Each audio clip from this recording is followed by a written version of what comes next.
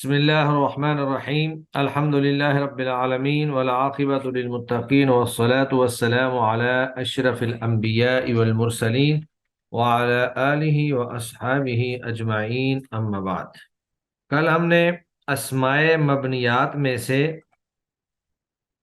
مضمرات یعنی ضمائر کو پڑھا تھا، اور اس میں ہم نے ضمیر کی ساری اقسام اور پھر ان میں سے ہر ایک کی الگ الگ جو اقسام ہیں وہ ساری ہم نے پڑھی، لیکن ضمائر کی جو مشق تھی، تدریبات تھیں، وہ ابھی تک باقی تھیں۔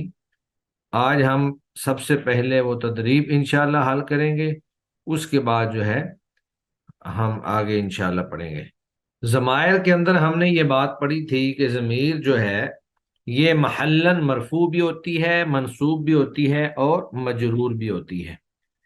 پھر جو محلاً مرفوع تھی اس کی دو قسمیں تھیں، اسی طرح جو محلاً منصوب تھی اس کی دو قسمیں تھیں، متصل اور منفصل، اور جو محلاً مجرور تھی اس کی ہم نے دو قسمیں پڑھی، لیکن وہ متصل اور منفصل نہیں بلکہ متصل کی ہی دونوں قسمیں تھیں، ایک مجرور با اضافت اور دوسری مجرور با حرف جر۔ تو آج ہم ضمیر سے متعلق مشق جو ہے پہلے حل کریں گے، اس کے بعد ہم انشاءاللہ آگے اسماء اشارہ اور اسماء موصولہ کی طرف منتقل ہوں گے۔ تدریب میں سب سے پہلی بات جو ہے، پہلا سوال جو ہے وہ یہ ہے کہ اسم ضمیر کی تعریف کریں۔ تو اسم ضمیر سے مراد وہ اسم ہے جو متکلم، مخاطب یا غائب پر دلالت کرے، جیسے انتا، تو، انا، میں، ہوا، وہ۔ دوسرا سوال ہے محلی اعراب کے لحاظ سے ضمیر کی کتنی قسمیں بنتی ہیں، بیان کریں۔ تو محلاً جو ہے ضمیر کے اعراب کی تین قسمیں ہیں، یہ مرفوع بھی ہوتی ہے، منصوب بھی ہوتی ہے، مجرور بھی ہوتی ہے محلاً۔ اگرچہ مبنی ہونے کی وجہ سے اس پر اعراب نہیں آئے گا، لیکن یہ محل رفع میں بھی آئے گی، محل نصب میں بھی آئے گی اور محل جر میں بھی آئے گی۔ ضمیر مجرور بحرف جر کی گردان کریں۔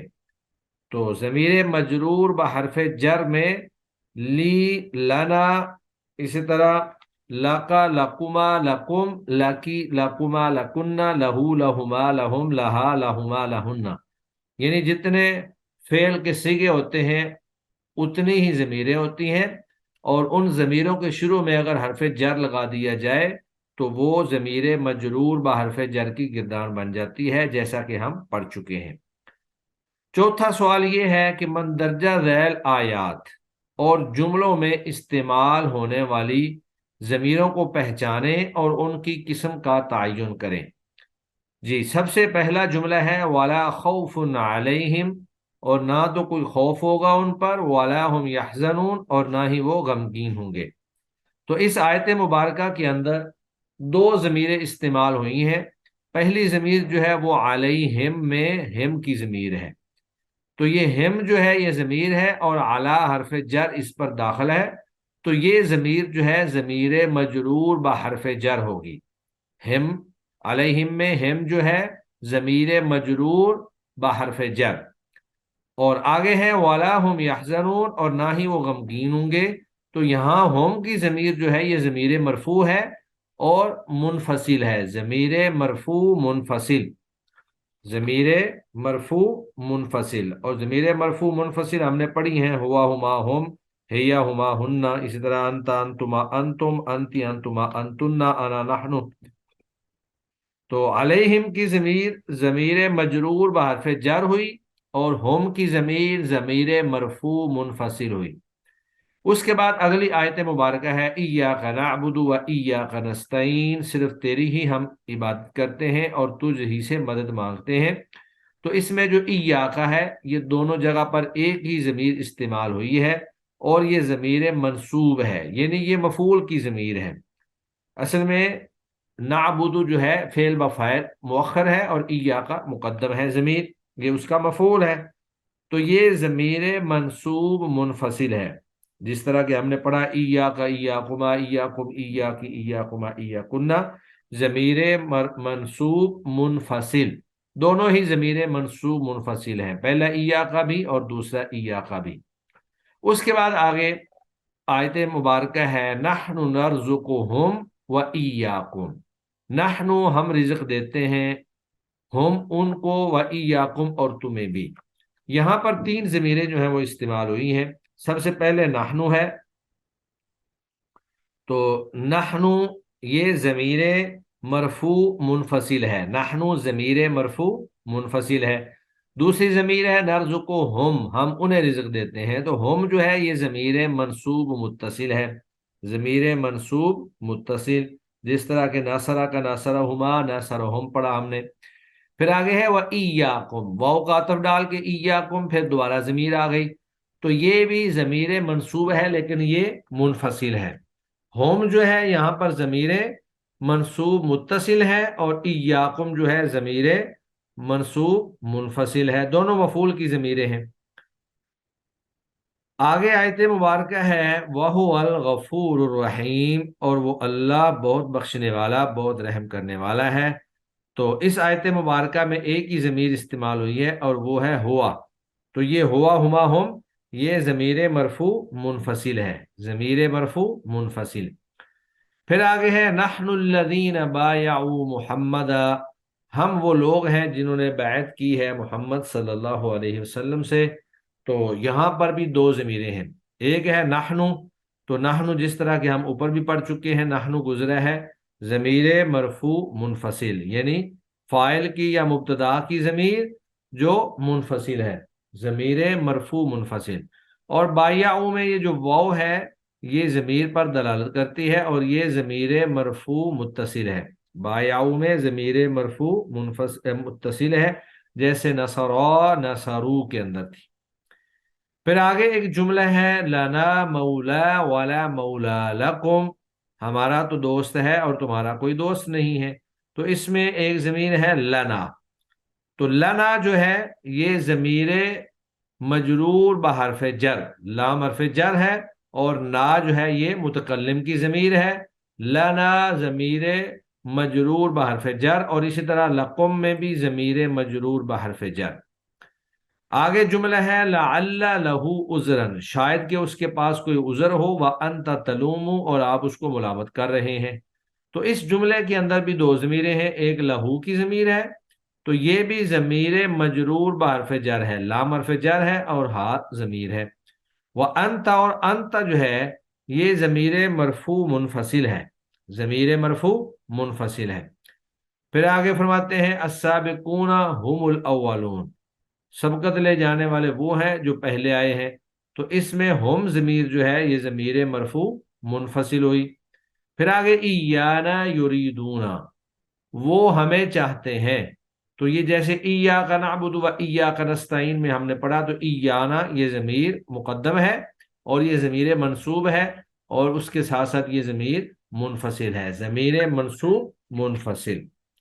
تو یہ تو مشق تھی جو ضمیر سے متعلق تھی۔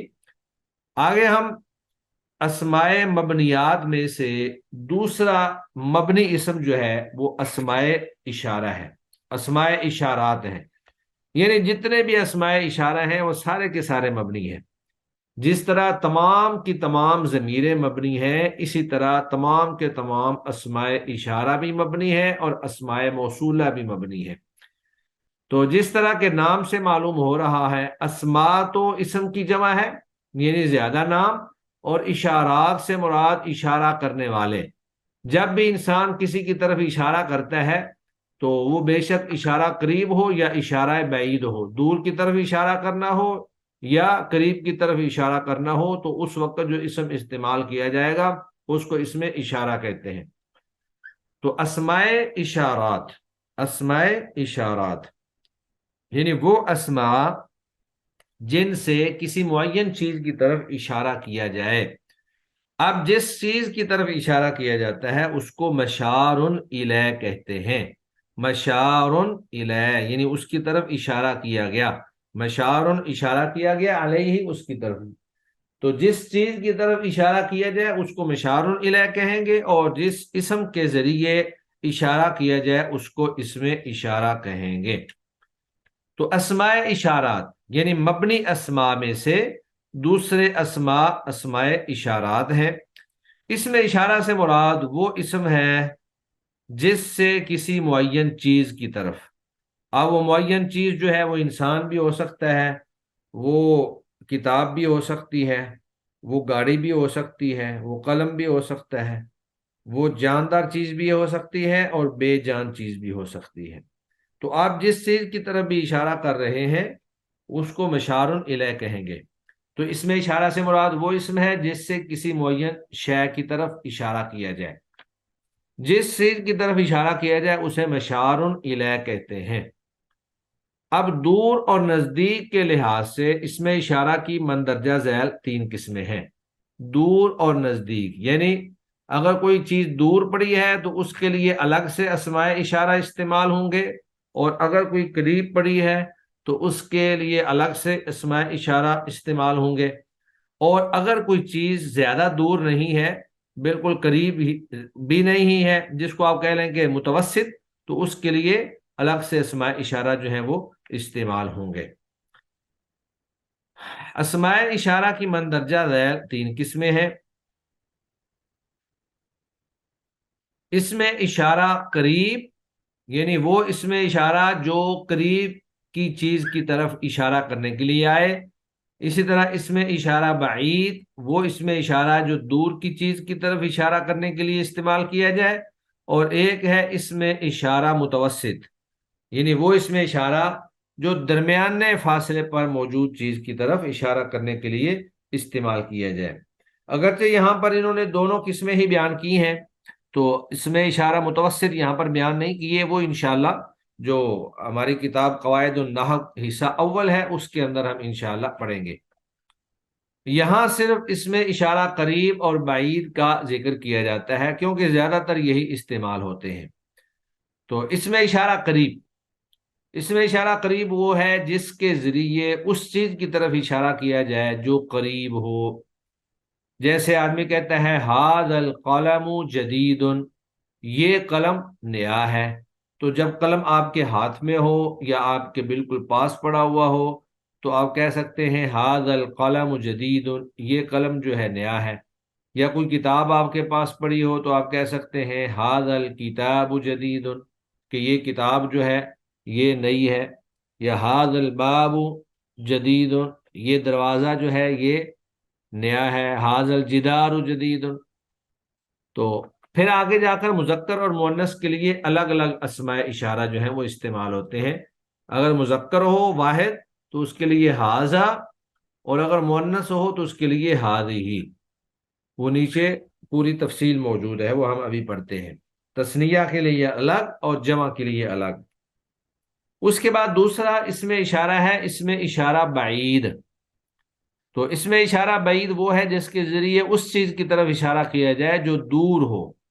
جیسے ذالک الرجل طبیب، وہ آدمی ڈاکٹر ہے۔ تو جب وہ دور ہو تو پھر آپ نے اس کو وہ کے لیے، ایک لفظ ہوتا ہے یہ چیز، ایک ہے وہ چیز، تو جی جو چیز دور ہے جس کے لیے آپ نے اردو میں وہ کا لفظ استعمال کرنا ہے، اس کے لیے عربی زبان کے اندر جو ہے وہ ذالکہ، ذالکہ اس میں اشارہ بعید جو ہے وہ استعمال کیا جائے گا۔ بسا اوقات ایسا بھی ہوتا ہے کہ کسی چیز کی عظمت اور شان کو بیان کرنے کے لیے وہ اگرچہ قریب ہی ہوتی ہے لیکن اس کے لیے اسماء اشارہ جو بعید جو ہے وہ استعمال کر لیا جاتا ہے۔ جیسے قرآن مجید میں اللہ رب العزت فرماتے ہیں ذالک الکتاب، یہ کتاب، تو حالانکہ کتاب اور قرآن مجید تو موجود ہے، تو یہاں جو ذالکہ کا لفظ استعمال کیا گیا ہے یہ گویا کہ وہ کتاب، یعنی وہ بلند اور عظیم بڑے مقام والی، تو یہ ذالکہ یہاں پر اس لیے استعمال کیا گیا ہے تاکہ وہ کتاب کی عظمت، اس کی شان اور اس کے مقام کی طرف اشارہ کر سکے۔ وضاحت، ان مثالوں میں ھذا اس میں اشارہ قریب ہے اور ذالکہ اس میں اشارہ بعید ہے، جبکہ القلم اور الرجل یہ مشار الیہ ہیں۔ تو اوپر جو مثال گزری تھی ھذا القلم جدید، ھذا اس میں اشارہ ہے اور القلم یہ مشار الیہ ہے، تو اس کی اگر ترکیب کرنی ہو تو ترکیب اس طرح ہوگی کہ ھذا اس میں اشارہ، القلم مشار الیہ، اس میں اشارہ اپنے مشار الیہ سے مل کر یہ مبتدا بن جائے گا، اور جدید یہ اس کی خبر بن جائے گی۔ مبتدا اپنی خبر سے مل کر جملہ اسمیہ خبریہ ہو جائے گا۔ اسی طرح ذالک الرجل طبیب، اگر اس کی آپ نے ترکیب کرنی ہے تو وہ بھی ایسے ہی ہوگی کہ ذالک اس میں اشارہ، الرجل مشار الیہ، اس میں اشارہ اپنے مشار الیہ سے مل کر مبتدا، اور طبیب یہ اس کی خبر، مبتدا اپنی خبر سے مل کر جملہ اسمیہ خبریہ بن جائے گا۔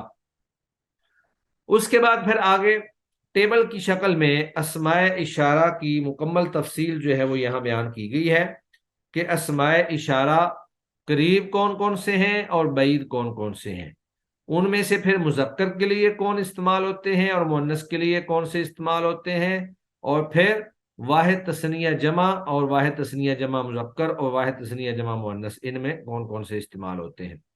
تو گویا کہ مذکر کے لیے الگ ہیں، مؤنث کے لیے الگ ہیں، پھر مذکر میں واحد کے لیے الگ ہے، تثنیہ کے لیے الگ ہے، جمع کے لیے الگ ہے، اس طرح مؤنث میں واحد تثنیہ اور جمع کے لیے الگ ہے۔ اگرچہ جمع کا جو صیغہ ہے وہ مذکر اور مؤنث دونوں میں برابر ہے، لیکن تثنیہ اور واحد کے صیغے آپس میں مختلف ہیں۔ پھر قریب کے الگ ہیں، بعید کے الگ ہیں۔ سب سے پہلے ہم قریب کے اسماء اشارہ کو دیکھتے ہیں۔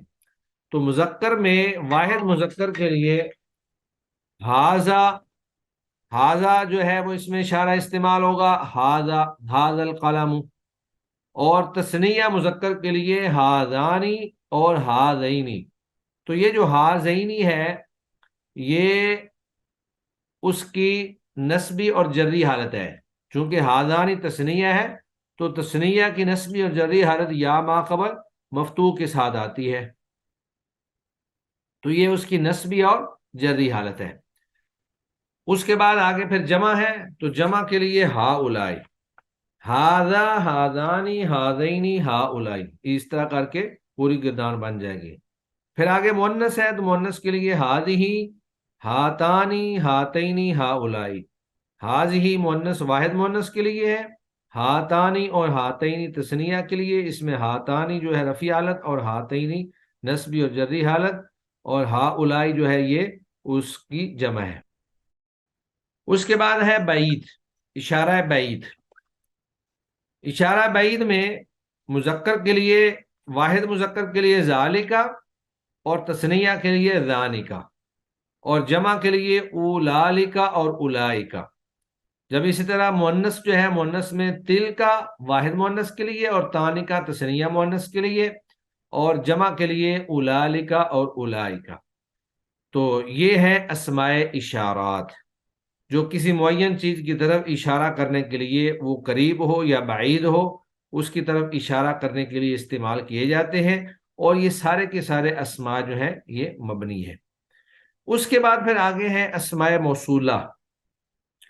اسماء موصولہ سے مراد وہ مبہم اسم ہوتا ہے جو صلہ کے بغیر تنہا جملے کا مکمل جز نہیں بنتا، یعنی یہ آپ کہہ رہے ہیں کہ جملے کو دوسرے کے ساتھ ملانے کے لیے آتا ہے۔ اب جیسے جا الذی، آیا وہ شخص، ابوہ عالم، جس کا باپ عالم ہے۔ اب الذی جو ہے یہ اسم موصول ہے تو ملایا گیا، تو بعد والا جو جملہ ہوتا ہے وہ اس کے ساتھ ملایا جاتا ہے۔ اب ترجمے پہ اگر ہم غور کریں تو ترجمہ بنتا ہے آیا وہ شخص، کون آیا؟ ابوہ عالم، جس کا باپ عالم ہے۔ تو ابوہ عالم جو ہے یہ پورا جملہ جو ہے یہ اس کا صلہ بن جائے گا، یعنی اسماء موصولہ کے بعد جو جملہ آئے اس کو صلہ کہتے ہیں۔ تو یہ ایک ایسا اسم ہوتا ہے جو مبہم ہوتا ہے۔ اگر صرف اتنا کہا جائے کہ جا الذی، آیا وہ شخص، اب کون شخص آیا، اس کا تعارف کیا ہے، وہ کون ہے، اس کا نام کیا ہے، وہ کس کا کیا لگتا ہے، اس کی وضاحت نہیں ہوئی، لیکن آگے جو جملہ آیا جو اس کا صلہ ہے اس نے اس کی وضاحت کر دی ہے۔ تو اس کی تعریف جو ہے وہ اس طرح ہے کہ وہ مبہم اسم، الذی وہ مبہم اسم جو صلہ، اب صلہ جملہ ہوگا یا شبہ جملہ ہوگا؟ شبہ جملہ سے مراد اسم فاعل، اسم مفعول وغیرہ ہوں گے۔ تو وہ مبہم اسم جو صلہ کے بغیر تنہا جملے کا مکمل جز نہیں بنتا۔ تو جا اس کی ترکیب اگر ہم کریں تو یہ ترکیب اس طرح ہوگی، جا فعل، الذی اسم موصول، ابوہ مضاف الیہ مل کر مبتدا اور عالم اس کی خبر، یہ مبتدا خبر مل کر جملہ اسمیہ خبریہ ہو کر الذی کا صلہ، اسم موصول اپنے صلہ سے مل کر جاء کا فاعل بن گیا، فعل اپنے فاعل سے مل کر جملہ فعلیہ خبریہ ہو گیا۔ اب صلہ جو ہے اسم موصول کے بعد ایک جملہ ہوتا ہے، اسے صلہ کہتے ہیں، تو یہاں بھی ابوہ عالم یہ ایک پورا جملہ ہے، اور یہ الذی کی وضاحت کر رہا ہے۔ اگر صرف الذی اسم مبہم آ جاتا تو یہ جملے کا پورا جز نہیں بننا تھا، اس میں وضاحت نہیں ہونی تھی، اور بعد میں جو جملہ آیا ہے صلہ، اس نے آ کر الذی کی وضاحت کر دی ہے کہ وہ کون شخص تھا جو آیا ہے۔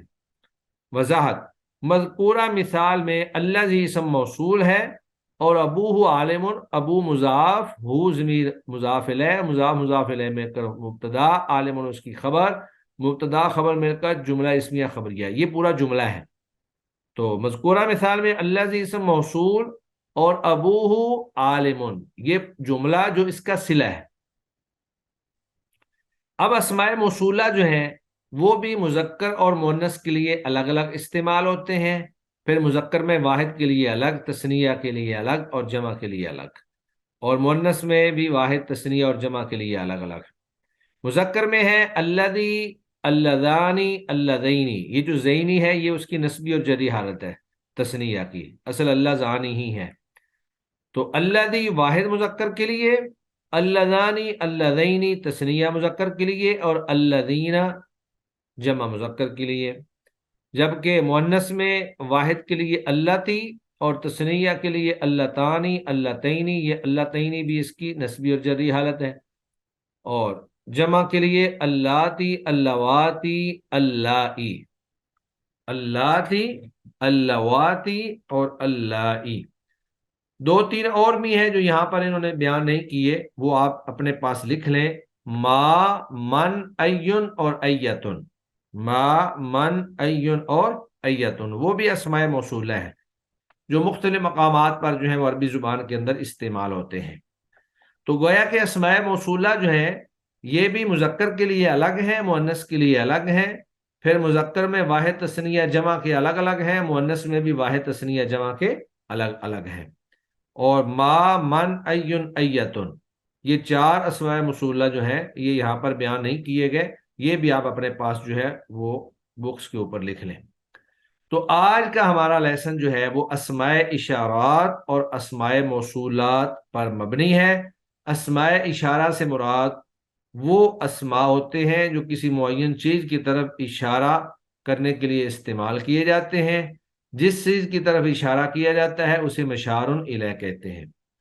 اور پھر اسماء اشارہ کی تین قسمیں ہیں، اسماء اشارہ قریب، اسماء اشارہ بعید اور اسماء اشارہ متوسط۔ یہاں صرف دو کی تعریف کی گئی ہے، اسماء اشارہ قریب یعنی جس کے ذریعے کسی قریبی چیز کی طرف اشارہ کیا جائے، جیسے ھذا القلم جدید، اور اسماء اشارہ بعید جن کے ذریعے کسی دور والی چیز کی طرف اشارہ کیا جائے، جیسے ذالک الرجل طبیب، وہ آدمی جو ہے وہ ڈاکٹر ہے۔ اور پھر ان میں مذکر کے لیے الگ ہیں، مؤنث کے لیے الگ ہیں، واحد تثنیہ جمع کے لیے اس طرح الگ الگ اسماء اشارہ موجود ہیں۔ تو ھذا، ھذانی، ھذینی، ھؤلائی، ھذہ، ھاتانی، ھاتینی، ھؤلائی، ذالک، ذالک، اولئک، اولئک، تلک، تلک، اولئک، اولئک۔ اب جمع مذکر میں اور جمع مؤنث میں یہ صیغے مکس ہیں، ایک جیسے ہیں، جمع مذکر میں بھی ھؤلائی ہے اور جمع مؤنث میں بھی ھؤلائی ہے قریب کے لیے، اور بعید کے لیے جمع مذکر میں بھی اولئک یا اولئک ہے اور جمع مؤنث میں بھی اولئک اور اولئک ہے۔ اور اسماء موصولہ سے مراد وہ مبہمہ اسماء ہیں جو اپنے صلہ کے بغیر تنہا جملے کا مکمل جز نہیں بنتے، جیسے جاء الذی ابوہ عالم، اس میں جاء فعل، الذی اسماء موصولہ، ابوہ مضاف الیہ کا مبتدا اور عالم اس کی خبر، مبتدا اپنی خبر سے مل کر جملہ اسمیہ خبریہ ہو کر الذی کا صلہ بن گیا، اسم موصول اپنے صلہ سے مل کر جاء کا فاعل بن گیا۔ اور اسماء موصولہ جو ہے یہ بھی مذکر اور مؤنث الگ الگ ہیں، مذکر کے لیے الذی، اللذانی، اللذینی اور الذین، جبکہ مؤنث کے لیے اللتی، اللتانی، اللتینی، اللاتی، اللواتی، اللائی، اور دو تین چار میں نے خود بتائے، ما، من، این اور ایتن۔ تو آج کا ہمارا لیسن انشاءاللہ اتنا ہی ہے۔